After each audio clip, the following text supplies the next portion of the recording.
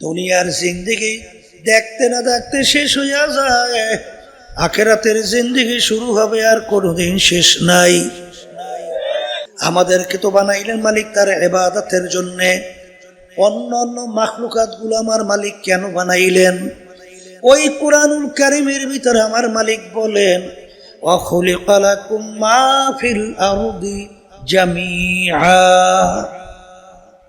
আল্লাহ রাব্বুল আলামিন বলতেছেন, অন্যান্য মাখলুকাত গুলো আমি বানাইছি তোমাদের জন্যে। সবাই বলেন সুবহানাল্লাহ। এখন বলেন, অন্যান্য মাখলুকাত আল্লাহ বানাইছেন কেন? বলেন আমাদের জন্যে, মানে আমাদের খেদমতের জন্যে। এখনই বুঝবেন। এই আমরা গরু ফেলি না কি? গরু আমাদের দরকার আছে না নাই? দুধ খাই, গোশত খাই, চামড়া দিয়ে জুতা বানাই, ব্যাগ বানাই, হাড্ডি দিয়ে চিরুনি বানাই, আরো কত কাজে লাগাই। লাগে, আমাদের লাগে। আচ্ছা বলেন তো, একটা মানুষ যদি দুনিয়া না থাকে, গরুর কি হয়? কিছু হবে? ভালো করে বোঝে। তাহলে গরু আল্লাহ আমাদের খেদমতের জন্য বানাইছে, কথা ঠিক? আচ্ছা মাছ আমাদের লাগে? মাছ, হ্যাঁ কি মাছ খান টান না বুঝি আপনারা? এই এখানে তো মাশাআল্লাহ সাগর কাছাকাছি ফেরে আছে, ভালোই মাছ দেখছিলাম তো ছোটবেলায়। এখন কি অবস্থা কে জানে? কি আছে না মাছ? মাছ যাই হোক, তাইলে মাছ আমাদের দরকার আছে না নাই? আচ্ছা বলেন তো, একটা মানুষ দুনিয়া না থাকলে মাছের কি হয়? তাহলে মাছ আল্লাহ বানাইছে আমাদের জন্য। এই গাছ আমাদের লাগে, গাছ, তাহলে ফার্নিচার বানাইছেন কি দিয়ে? তাহলে গাছ আমাদের লাগে। একটা মানুষ দুনিয়া না থাকলে গাছের হয় কি? হ্যাঁ, সূর্য আমাদের দরকার আছে না নাই? একটা মানুষ যদি দুনিয়া না থাকে, সূর্যের কিন্তু কিছু আসে যায় না। কিন্তু সূর্য না থাকলে মানুষ কিন্তু বাঁচবে না। সূর্য না থাকলে মানুষ বাঁচে, ফসল হবে। শোনেন না, বৈজ্ঞানিকরা বলে না যে সূর্যের ক্রিয়া, ওই যে বিভিন্ন বোমা বাস করে, বলে ওইটার তেজস্ক্রিয়ায় এমন অবস্থা হয়ে যাইতে পারে, এক পর্যায়ে সূর্যের আলো জমিনে আসতে ব্যাহত হইতে পারে, তাহলে ফসলও হবে না, মানুষ না খাইয়া শীত পড়ান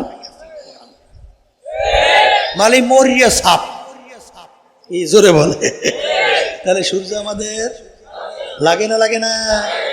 তাহলে সমস্ত মাখলুকাত আল্লাহ বানাইলেন কাদের জন্যে? আর আমাদেরকে আল্লাহ কেন জানে বানাইছেন?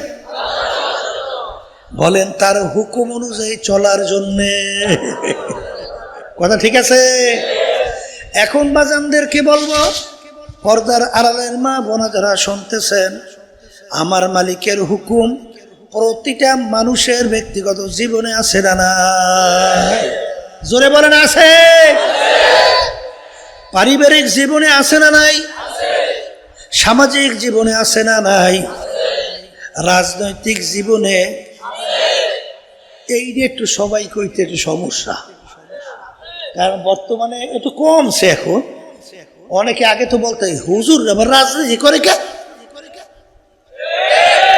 কি এরকম আছে না নাই? হুজুর রাজনীতি করে, হুজুর করবে কি?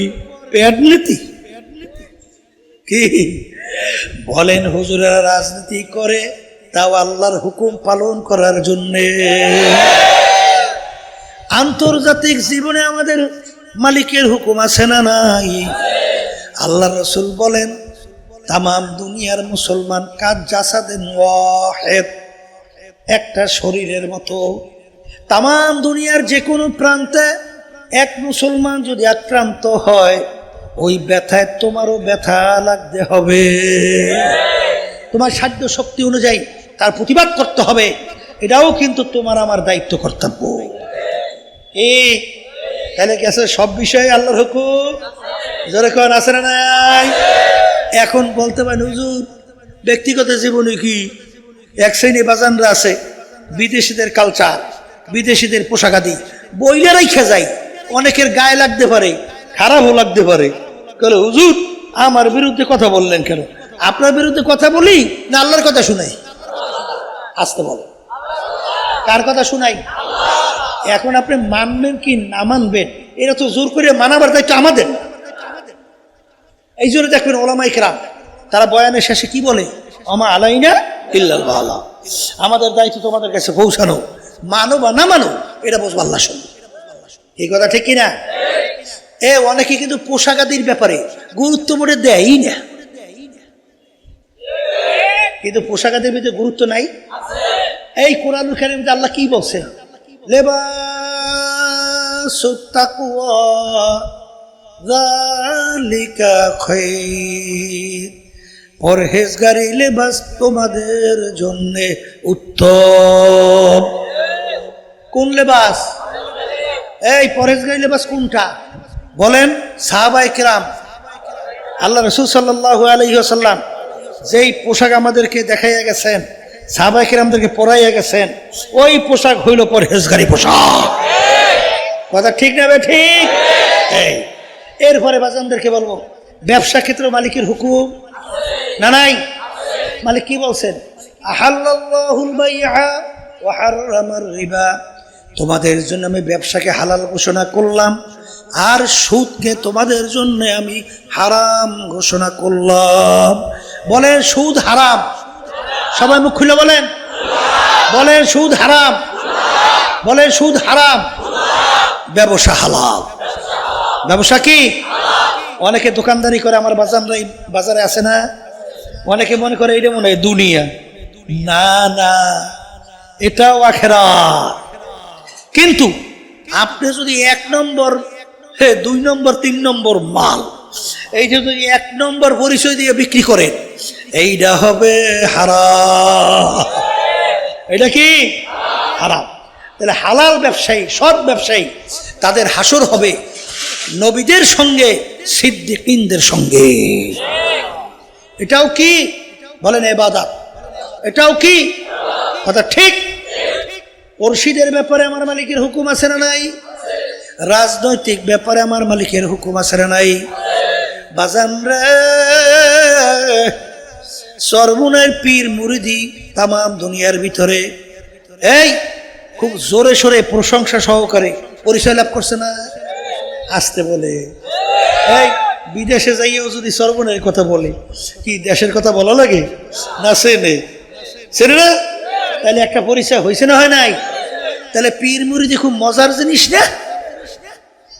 সমস্ত নেতারা, এমপিরা, মন্ত্রীরা আইসা হুজুরের সামনে মাথা নোয়াইয়া এইবার বলবে, হুজুর আমার একটু দোয়া করিয়ে দেন। হ্যাঁ, হুজুর থেকে দোয়া নেবে। আর যখন আপনি রাজনীতি মাঠে রাজনীতি করবেন, তখন দোয়া তো দূরের কথা, তখন গাইলে থেকে মাফ নাই।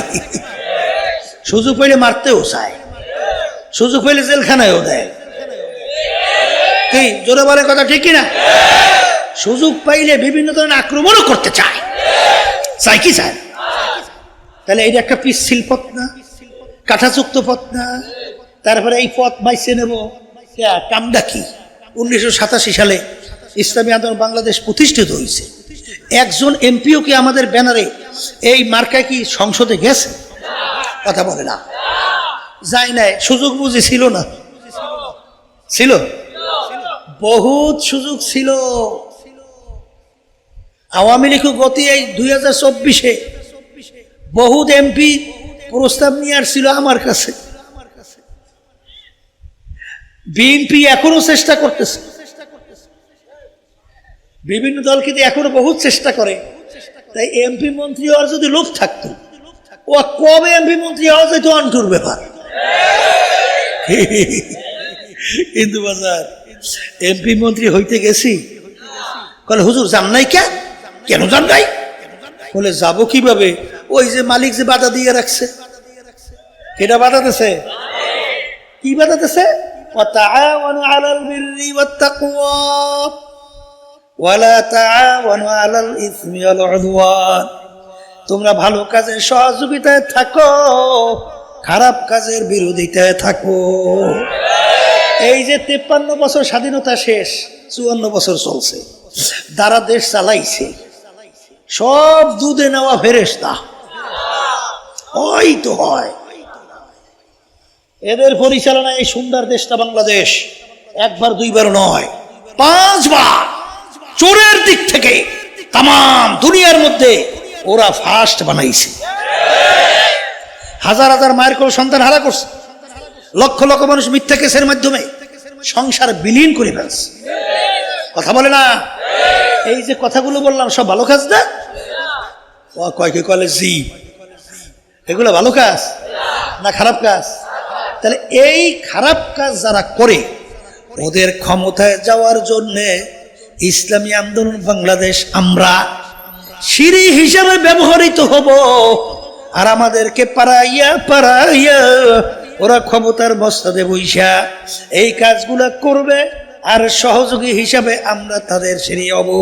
এটা ইসলামী আন্দোলন বাংলাদেশ আল্লাহর ফজলে কখনো চায় না। এই জন্য কোন এমপি মন্ত্রীর চেহারাও দেখিনি। এখন তো ৫ই আগস্ট ২০২৪, এখন বাংলাদেশে ইসলামের পক্ষে মাশাআল্লাহ একটা ক্ষেত্র তৈরি হয়েছে না? একটু আসতে বল, হয় না? হয় নাই? সেদিনকে আমি গেছিলাম গাজীপুর, সেখানে আলোচনা করতে করতে আমি বললাম, আমি খোদার কসম করে বলছি যে মন্ত্রী হওয়া, এমপি হওয়া, সম্পদের মালিক হওয়া, টাকার মালিক হওয়া এক কিঞ্চিত আল্লাহর ফজল করবে আকাঙ্ক্ষা আশা নাই। তারপরে এত গাইল হোনা লাগবে কেন? তারপরে জেলে যাওয়া লাগবে কেন? তারপরে বিভিন্ন কায়দায় বিএনপির নেতা সেদিন ঢাকা শোনেন নাই, পিসাব সরমনির যেখানে বাবা সাইজ করবা, আপনার মনে শোনেন নাই? শুনছে?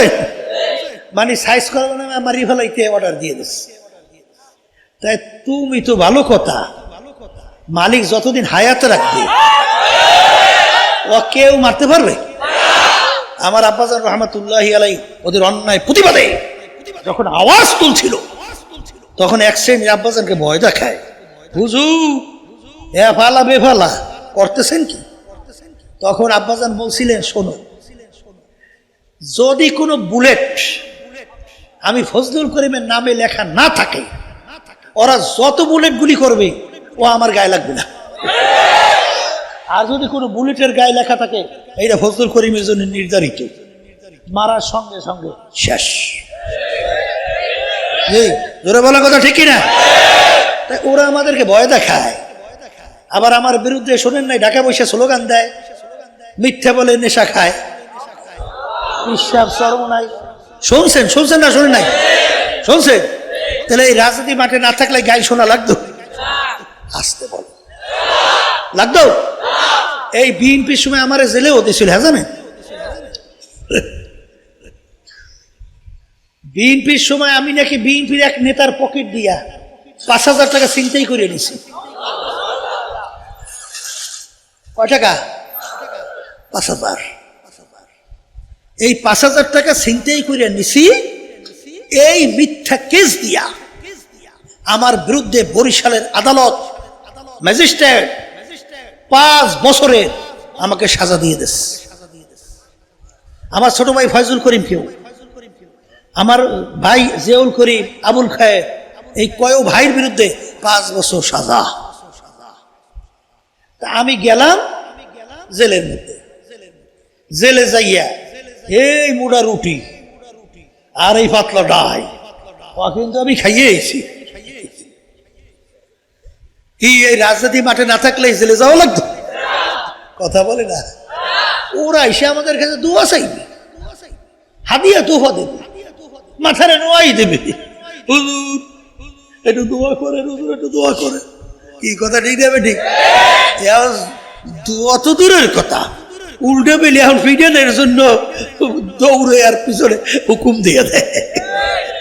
এটা বিশাল কঠিন ব্যাপার না? কাঠাযুক্ত পথ না? কিন্তু এই পথে কেন নামছি? আমার মালিক যখন কিয়ামতের ময়দানে জিজ্ঞাসা করবে, আমার আব্বাজান বলতেন, ফজলুল করিম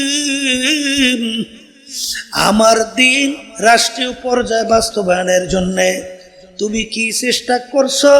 উত্তর দাও, সামনে যাও। তখন যারা বলতে পারে, মালিক তোমার দিন রাষ্ট্রীয় পর্যায়ে প্রতিষ্ঠার জন্য আমার সাধ্য শক্তি অনুযায়ী চেষ্টা কইরা তারপর তোমার দরবারে হাজিরা দিতে আসছি। জোরে বলে কথা ঠিক না? এই উদ্দেশ্য একটাই, আর কিছু না। অনেকে বর্তমানে বলা শুরু করছে সর্বনাশ বিশ্বের লোভ হয়ে গেছে, ক্ষমতায় যাই না। ওরে পাগল, তোকে এমপি মন্ত্রী কি সম্মান, ওর সে 14 গুণ সম্মান আল্লাহ আমাদেরকে দিয়ে রাখছে। হ্যাঁ, চোরের গোষ্ঠীরা, হ্যাঁ কি সম্মান তোকে? ক্ষমতা থেকে নামার পরে তারপর হ্যান্ডকাপ লাগাই জেলের ভিতরে লইয়ে যায় ডাকাইতের মতো, চোরের মতো। সম্মান নাকি? শরম লজ্জা থাকা লাগে না? যেই কথা বলতে চাইছিলাম, বাজান কেউ রাগ করেন না? এবার এই জন্য কথা বলতেছিলাম, এ আল্লাহর বান্দারা, আল্লাহর কুদু ফজল করি রহমতুল্লাহি আলাইহি, তিনি এই আল্লাহর হুকুম পালন করার জন্য রাজনীতি মাঠে যখন নামছিলেন, তার গাড়ির উপরে আঘাত কইরা তার গাড়ির কাজ পর্যন্ত ভাঙিয়ে ফেলছিল। 18টার মতো কেস আব্বাজান রহমতুল্লাহ বিরুদ্ধে এই বাংলাদেশে, এই তখন আওয়ামী লীগের সরকার, আওয়ামী লীগ আব্বাজানের বিরুদ্ধে প্রায় 18টার মতো কেস দিয়েছে, জানেন? কিন্তু আল্লাহর কুতুব কি এক বিন্দু ওদের কাছে মাথা নিচু করছে? আবার জোরে কান করছে? কেন করে নাই? কেন করে নাই? ওদের অন্যায়ের সহযোগী হয় নাই, ঠিক না? আচ্ছা, আমরা যদি কথা না বলি, সবাই মুখ চুপ করে বই দেখেন, তাহলে দেশ চোরে ভরিয়ে যাইবে না? সাদাবাজিতে ভরিয়ে যাইবে না? মিথ্যা কেসের মাধ্যমে সমস্ত হাজার হাজার লক্ষ লক্ষ ফ্যামিলিগুলো ধ্বংস হবে না? এই দেশটা গোল্লায় যায় না? কথা বললি দোষ। আমরা কথা বলবো, হাজার হাজার লক্ষ লক্ষ কোটি কোটি মানুষ বলতেছে, বিভিন্ন প্রিন্ট মিডিয়া, ইলেকট্রনিক্স মিডিয়া, সেগুলো সচরাচর সবসময় প্রচার হইতে আসে না? কথা হয় না? এই আজকেও পত্রিকা আসে নাই, এই যে সর কুকরি মুকরি, সেখানে যে মাদ্রাসা দখল করিয়া বিএনপি এলারা জোর করে অফিস বানাইছে, আর এইটা আমি কই নেই কলে হই, এই সর্বনে পিসাব বিএনপির বিরুদ্ধে কথা কয়, আওয়ামী লীগের বিরুদ্ধে কথা কয়, তাই পেপার ভিড়েই বেকিটা বলে বলে কথা ঠিক না বেঠি? আমরা কইলি দোষ না? আমরা কইলি আমাকে দুর্বল পাইছে, তো নরম পাইছে। আর একটা কথা আছে, নরম পাইলে বলে মাথায় উঠতে তারপর নাচে। কারণ আমরা হুজুর মানুষ, আমরা কি কিছু কইতে পারি? ওরা হালার ফহালা কই গাইল দেয়, আমরা পারি? কথা কর না কেন? আমরা তো কই ভাই তুমি গাইল দিছো, দেওয়া আমি তোমার গাইল দিতে পারি না ভাই, মাপসাই মাপসাই মাপসাই, এছাড়া কোনো কায়দা আছে? কথা কর না কে? এই জন্য আমার বাজানদেরকে বলি, শোনেন, কেউ রাগ করিলেন না, দুনিয়া কিন্তু থাকার জায়গা না, কেউ থাকতে পারে নাই, পারবেও না, ঠিক? মালিক আমাদেরকে বানাইছেন তার ইবাদতের জন্য। ইবাদত শব্দের অর্থ মালিকের হুকুম অনুযায়ী চলা। আবার জোরে বলেন কথা ঠিক না? তবে বর্তমানে বাংলাদেশের মধ্যে আজানের শব্দে বাচ্চাদের ঘুম ভেঙে যায়, আজানের শব্দে বাচ্চারা মায়ের কোলে ঘরে যায়। যেই দেশের ভিতরে ঢাকা বাংলাদেশের রাজধানী, বলা হয় মসজিদের নগরী, যেই দেশের মধ্যে জুমার নামাজের সময় মসজিদে মুসল্লিরা ধরে না, যেই দেশের মধ্যে আলেম ওলামা তোলাবার কোনো অভাব নাই, সেই দেশের ভিতরে 53 বছরের মধ্যে ইসলাম নামক নীতি আদর্শ পরাজয়। জয় না পরাজয়? আবার জোরে বলেন, জয় না পরাজয়? दिन के सूरज डूब रही है हम लोगों की सामने, रोज़े महशर क्या जब है मुस्तफा की सामने। হে কবরের যাত্রীরা, হে পর্দার আড়ালের মা বোনেরা, বাজান তোমাদের পা ধরি, হাতেও ধরি, আমাদেরকে গালি দিয়া কোনো লাভ নাই রে বাজান। আরে মুসলমান, কোন পথে চলা লাগবে, কি করতে হবে, কি করা যাবে না, কোন পথে চলা যাবে না, এইটা যদি আলেম ওলামা তোমাদেরকে রাস্তা না দেখায়, তোমাদেরকে কে দেখাবে? কি রাগ করে লাভ আছে? রাগ কইর না বাজান। যদি বলো হুজুর এইটা ভুল বলছেন, আমি বাজানদেরকে বলবো দয়া করে আমাদেরকে ধরাও, দেখাও, যদি ভুল প্রমাণিত হয় তওবা করিয়া কান ধইয়া তারপর তওবা করিয়া মাপ চাবো। কিন্তু যদি ভুল না হয় এ সাপ তুই সোজা হবি তো মরার আগে সোজা হইয়া যা। সাপ চলে কেমনে? এই সোজা হ, এই সোজা হবো কেন? কলে সোজা হইলি না আমার কথায় তো হবি তো মরার পরে হবি। এ কবরের যাত্রীরা সোজা হও, মরার আগে সোজা হও। যেদিন চিরতরে জীবনের বাতিটা নিভে যাবে, যখন রুহটা বের হইয়া যাবে, যখন সাদা তিনটা কাপড় দিয়া প্যাঁচ দিয়া প্যাকেট করবে, তখন তো সোজা হবি। ওই সোজা হইয়া কোনো লাভ না। জোরে বড় কথা ঠিক না বেঠিক? হাকিমুল উম্মত আশরাফ আলী থানভী রহমাতুল্লাহ আলাইহি একটা ঘটনা লেখছেন। রাখাল কতগুলা গরু পালতো, আরে প্রতিদিন মরা ঘাসে গরু বাইন্ধে রাখতো। পাহাড়ের কিনারায় তাজা তাজা ঘাস, ঘাসের কাছেও গরুগুলো খেয়ে নেয় না। একদিন তাজা একটা গরু অন্য গরুকে ডাক দিয়ে বলে, গরুরা, রাখাল আমাদেরকে বোকা পাইয়া আমাদেরকে মজার ঘাসের কাছেও নেয় না। পাহাড়ের কিনারায় তাজা তাজা ঘাস, ঘাসের কাছে আজকে আমরা যখন রাখাল গলার থেকে রশি খুলবে কেউ যাব না, তাজা ঘাস খাইতে যাব। বাজার যখন রাখাল রশি নিয়ে আসলো, রশি গলার থেকে যখন খুললো, সমস্ত গরু গলার ভিতরে রাখালের রশি লাগায়। তাজা গরু রশি না লাগায় লেজটাকে উপরের দিকে উঠাইয়া পাহাড়ের কিনারে তাজা ঘাস খাওয়ার জন্য দৌড়ায়। পিছনে রাখাল দৌড়ায় আর বলে, গরু ফের ফের, ও গরু ফের, তাজা ঘাস খাইতে যাইস না, ওখানে বড় বড় বাঘ অপেক্ষায় আছে তোকে ধরার জন্যে। যত চিল্লায়, যত পিছনে দৌড়ায়, ওর রাখালের কথা গরু শোনে নাই। অন্য অন্য গরু নিয়ে রাখাল বাড়ি গেল, তাজা গরু তাজা ঘাস পাইয়া এখন মজা পাইয়া খায়, আর অন্য অন্য গরুগুলোকে গালি দেয়।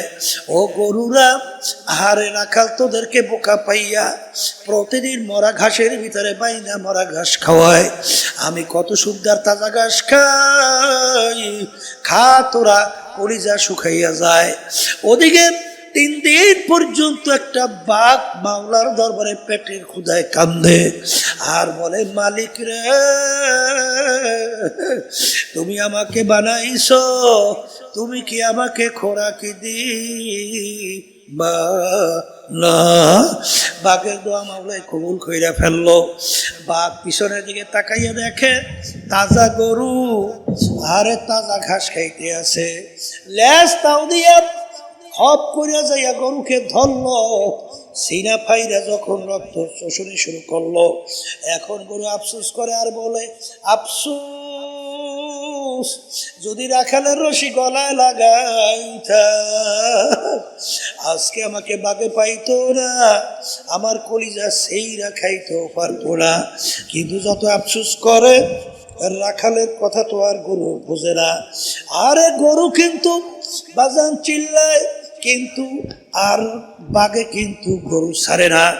ঠিক হাকিমুল উম্মত আশরাফ আলী থানভী রহমাতুল্লাহি আলাইহি বলেন, এ দুনিয়ার মানুষ, আমরা উলামায়ে কেরাম কুরআন এবং হাদিসের রশি নিয়া তোমাদের কাছে রাখাল হিসাবে চলে আসছি। এখনো তোমাদের কপাল ভালো, এখনো কোরআন এবং হাদিসের রশি গলায় লাগাও। দুনিয়ার আনন্দ ফুর্তি পাইয়া, যুবকরা মেয়েদের সঙ্গে আড্ডায় মজা পাইয়া, আরে সিনেমা বায়োস্কোপ চিত্ত বিনোদনের মজা পাইয়া, ঘুষ সুদে মজা পাইয়া, মিথ্যায় মজা পাইয়া, জুলুমে মজা পাইয়া, দুনিয়ার বিভিন্ন রাজনৈতিক দলের সঙ্গে চইলা মাতুক বাড়িতে মজা পাইয়া, বাজান বিভিন্ন সম্পদে মজা পাইয়া, আজকে তাদের পিছনে ঘোরো তাজা ঘাস খাও। ওদিকে আমার মালিকের দরবারে জাহান্নাম বাকাল। মালিক, তুমি আমাকে বানাইছো, তুমি আমাকে খোরাকি দিবা না। বাঘের দোয়া আমার মাওলায় কবুল করে ফেললো। আমার মালিক বলেন ধৈর্য ধর, তোদের জন্য ব্যবস্থা রাখছি। এই জন্য আমার বাজানদেরকে বলবো, খোদা না কাস্তা আজরাইল আলাইহিস সালাতু ওয়াস সালাম যদি থাবা দিয়া বসে, ওই অবস্থায় যদি হক্কানি উলামায়ে কেরামদের কথা অনুযায়ী কোরআন এবং হাদিসের রশি গলায় না লাগাও, এই অবস্থায় যদি আমার মালিকের দরবারে হাজিরা দাও, আমার মালিক বলেন মিন ওয়ারাইহিম জাহান্নাম, ওদেরকে ফাকুল্লুহু, ওদেরকে বান্ধো, এরপর জাহান্নামে ফালাইয়া দাও, ওদের জন্য আমার কোনো মায়া নাই। এই জন্য আমার বাজানদেরকে বলবো, পর্দালে মা বোনদেরকে বলবো, ব্যক্তিগত জীবন, পারিবারিক জীবন, সামাজিক জীবন, কামাইতে খরচে, ব্যবসা জীবনে, রাজনৈতিক জীবনে, আন্তর্জাতিক জীবনে মালিকের হুকুম অনুযায়ী নিজের জীবনকে চালাও। কার জন্য জীবন শেষ করো? কোন দলের জন্য, কোন নেতা নেত্রীর জন্য, কোন সন্তানদের জন্য, কোন আত্মীয় স্বজনের জন্য, কোন স্ত্রীর জন্য, কোন স্বামীর জন্য, কোন বন্ধু বান্ধবের জন্য? একটু মাঝে মাঝে চক্ষু বন্ধ করো, মুরাকাবা করো। আখারে যেদিন তোমাকে 3টা কাপড় দিয়া প্যাঁচ দিবে, এখন তাকাইয়া দেখো তোমার বন্ধু কোথায়। গেছিলাম খুলনায়, আব্দুল্লাহ জুয়ান মানুষ, প্রতি বছর মাহফিলে যাওয়ার পরে আমাদের জন্য নাস্তা বানায় নিয়ে আসতো। এরপরে মাহফিলে যাইয়া দেখি আব্দুল্লাহ আর আসে না। আমি জিজ্ঞাসা করি আব্দুল্লাহ কোথায়? বলে হুজুর আব্দুল্লাহ তো আর দুনিয়াতে না। আরে ছোট 2.5 বছরের বাচ্চা যখন আব্দুল্লাহকে ঘরের বারান্দায় নিয়ে এসে রাখলো, বাচ্চা তো বুঝে না, মনে করছে আব্বা ঘুমায়। বাচ্চা যাইয়া ডাকে আব্বা ওঠো ওঠো। যত বাচ্চা চিল্লাইয়া ডাকে, বাচ্চার ডাকে তো আর আব্দুল্লাহ সাড়া দেয় না। এরপরে বাচ্চা অস্থির হইয়া বলে আব্বা ঘুমাইছে, আব্বা ওঠে না। এই জন্য আমার বাগানদেরকে বলবো, কাজের জন্য জীবন শেষ করো। কাজের জন্য হারামকে হারাম বলো না, ঘুষকে ঘুষ বলো না, সুদকে সুদ বলো না। পরের মাল ঠকাইয়া নিজের সম্পদ বাড়াইয়া এত সুন্দর বিল্ডিং গাড়ি কার জন্য রাইখা যাও। ফরিদপুর গেছিলাম, বড় একটা ধনী মানুষ মারা যাওয়ার পরে যত অন্ধকার হইয়া আসতেছে, ঘরের ভিতর থেকে ডাক দিয়া বলে, আরে লাশ ঘরে রাত্রে রাখা যাবে না, বাচ্চারা মরার লাশ দেখলে ভয় পাইবে। আরে মসজিদের ভিতর থেকে খাট বের কইরা খাটের ভিতরে উঠায় সারা রাত্র মসজিদের বারান্দায় ফেলাইয়া রাখলো। ওর কষ্টের কামাই করা টাকার বাড়ি ওকে জায়গা দেয় না।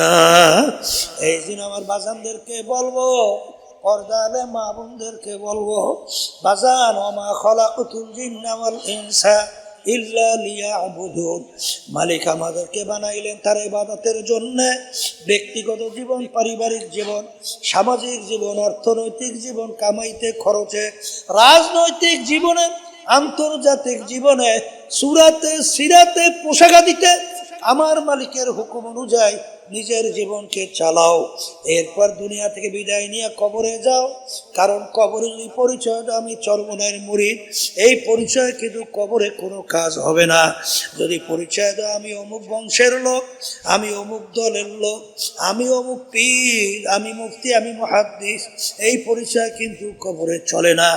এই জন্য আমার বাজানদেরকে বলবো, পর্দালে মা বোনদেরকে বলবো, আমার মালিক বড় দয়ার মালিক, আমার মালিক বড় মায়ার মালিক। পাহাড় পরিমাণ গুনাহ হয়ে গেছে, যদি তুমি 2 চোখের পানি ছাইরা 2 হাত মালিকের দরবারে উঠাইয়া যদি করুণ সুরে ডাক দাও, এ আমার দয়ার মালিক, নাফরমান তোমার দরবারে হাজির। ডাক দিতে দেরি, আমার মালিক তোমাকে আমাকে তার কুদরতি কোলের মধ্যে টান দিয়া জাগা দিতে দেরি করবে না। আল্লাহুম্মা আমিন। এ ঘরের মেয়ে লোকেরা হাত উঠাও, গুনার কথা মনে করো, দুই চোখের পানি ফালাও, মালিকের দরবারে কান্দ আর মাপ চাও। যদি কান্না না আসে মন কি বুঝরে মন, একদিন ঘরের দরজা দিয়ে নতুন বউ হয়ে উঠছিল রে মন। কত মেয়ে লোকে শরবত খাওয়াইলো, কত মেয়ে লোকে বাতাস করলো, আবার এমন একটা দিন আসবে এই ঘরের দরজা দিয়ে মোরা লাশ হইয়া বের হবা।